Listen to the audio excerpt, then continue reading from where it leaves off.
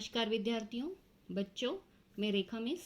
बच्चों, आज मैं आप लोगों को कक्षा 12वीं की हिंदी पाठ्य पुस्तक युवक भारती से पाठ 5 का आ भाग वृंद के दोहे बताने वाली हूँ। चलिए थोड़ा सबसे पहले हम वृंद जी के बारे में जान लेते हैं। वो इस तरह से है।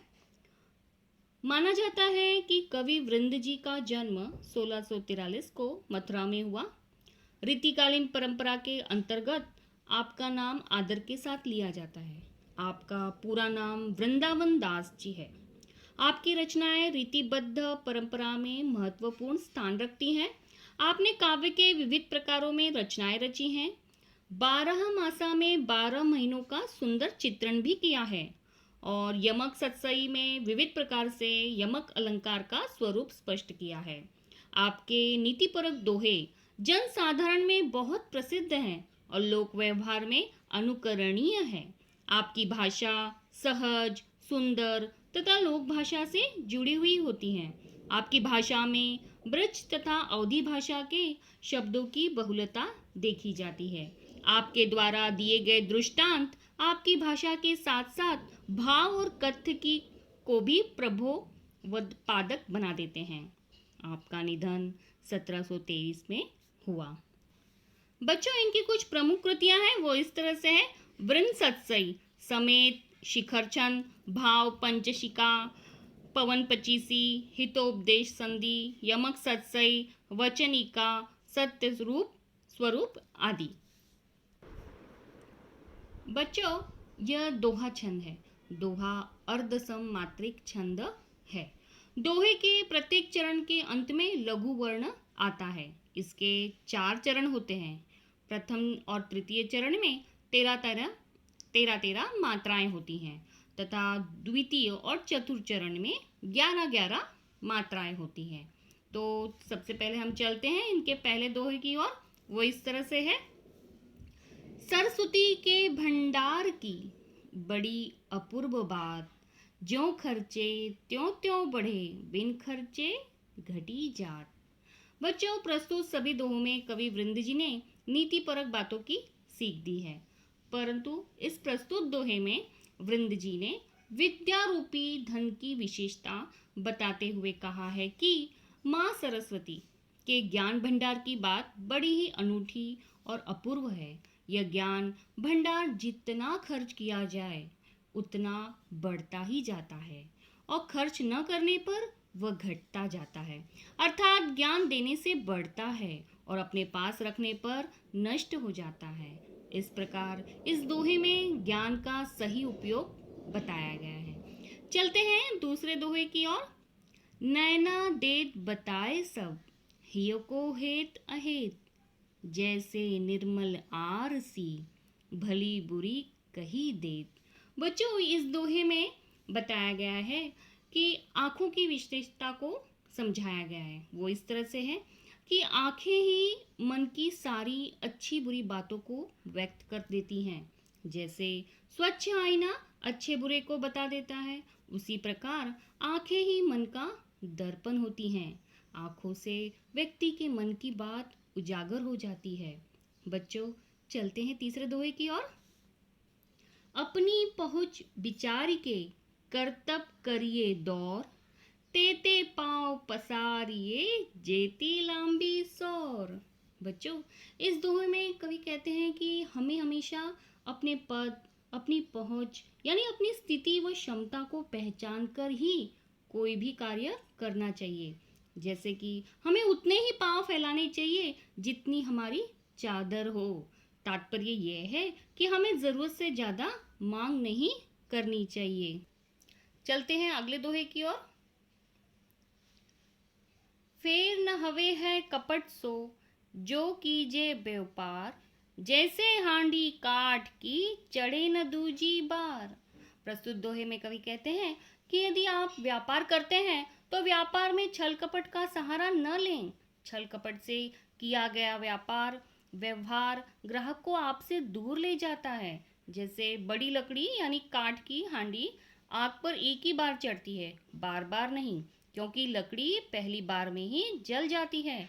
इसलिए हमें व्यवहार में कपट को स्थान नहीं देना चाहिए। चलते हैं अगले दोहे की ओर। ऊंचे बैठे ना लहे गुनबिन बड़प्पन कोय, बैठो देवल शिखर पर बायस गरुड़ न होय। बच्चों, इस दोहे में कवि ऊंचे पद और व्यक्ति के गुणों के बारे में कहा है। ऊंचे स्थान पर बैठने से बिना गुणों वाला कोई भी व्यक्ति बड़ा नहीं बन सकता।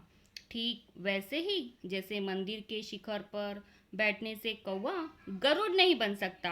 हर व्यक्ति अपने कर्मों और गुणों से पूजनीय होता है। चलिए अगले दोहे की ओर। उद्यम कबहू न छाड़िए पर आशा के मोद, गागरी कैसे फोरिए उनियो देखी पयोद। बच्चों, इस दोहे में के माध्यम से कवि कहते हैं कि हमें हमेशा दूसरों पर भरोसा कर अपना कार्य नहीं सौंपना चाहिए, जिससे भविष्य में हमको हानि भी उठानी पड़ सकती है। दूसरों के भरोसे अपना कार्य अथवा व्यवसाय छोड़ देना उचित नहीं। जैसे पानी से भरे बादलों को देखकर पानी से भरा अपना घड़ा फोड़ देना बुद्धिमानी नहीं है, जिससे व्यक्ति अपना ही नुकसान कर बैठता है। अगला दोहा चलते हैं। कछु कहीं नीच न छेड़िए, भलो न वाको संग, पाथर डारे कीच में, उछरी बिगारे अंग। बच्चों, इस बारे में कवि का आशय यह है कि बुरी संगति से संबंध रखकर हम भी समाज में बुरे कहलाते हैं। दुष्ट अथवा छोटे व्यक्ति की संगति में रहना अथवा कुछ कहकर उसे छेड़ना श्रेयस्कर नहीं है। जैसे कीचड़ में पत्थर फेंकने से वह कीचड़ हम पर ही उछलकर हमें गंदा कर देता है। बच्चों, चलते हैं अगले दोहे की ओर। वो इस तरह से है। जो पावे अति उच्च पद, ताको पतन निदान, जो तपी तपी मध्यान लो, अस्त होत है भान। बच्चों, इस दोहे में बताया गया है कि जो ऊंचाइयों पर है, उच्च पद पर पहुंचता है, उसका नीचे उतर आना भी उतना ही स्वाभाविक है। जैसे दोपहर के समय हुआ दग्ध सूर्य शाम के समय अस्त हो जाता है, यानी डूब जाता है। चलते हैं अगले दोहे की ओर। जो जाको गुण जानही, सो तिहि आदर देत, कोकिल अंबई लेत है, काग निबोरी लेत। बच्चों, इस दोहे में बताया गया है कि जिसके पास गुण होते हैं उसी के अनुसार उसे आदर प्राप्त होता है, सम्मान प्राप्त होता है। जैसे मधुर वाणी के कारण कोयल को आम प्राप्त होते हैं और कर्कश ध्वनि के कारण कौवे को निबोरी नीम यानी नीम का फल प्राप्त होता है। चलते हैं अगले दोहे की ओर। आप अकारज आपनो, करत कुबुद के साथ, पाय कुल्हाड़ी आपने, मारत मूरख हाथ। बच्चों, इस दोहे में बताया गया है कि आप अविवेक के साथ किया गया कार्य, मतलब बिना सोचे समझे किया गया कार्य स्वयं के लिए हानिकारक सिद्ध होता है। जैसे कोई मूर्ख अपनी अविवेकता से कार्य कर अपने पाँव पर ही अपने हाथ से कुल्हाड़ी मार बैठता है। इसलिए हमेशा सोच समझ के कार्य करने चाहिए। चलिए अगले दोहे की ओर। आखिरी दोहा। कुल कपूत जानियो परे, लखी शुभ लक्षण गात, होनहार बिरवावन के, होत चिकने पात। बच्चों, इस दोहे में बताया गया है कि पालने में बच्चे के लक्षण देखकर ही उसके अच्छे बुरे होने का पता चल जाता है। जैसे उत्तम बीज के पौधों के पत्ते चिकने अर्थात स्वस्थ पाए जाते हैं, उसी तरह से जब बच्चे छोटे होते हैं तभी पता लग जाता है कि वो बड़े होकर क्या करेंगे। तो बच्चों, उम्मीद करती हूँ कि आप लोगों को ये वृंद जी के दोहे अच्छी तरह से समझ में आ ही गए होंगे। मैंने थोड़ी सी कोशिश की है यहाँ आपको समझाने की। तो फिर मिलते हैं अपनी अगली वीडियो में, तब तक के लिए धन्यवाद।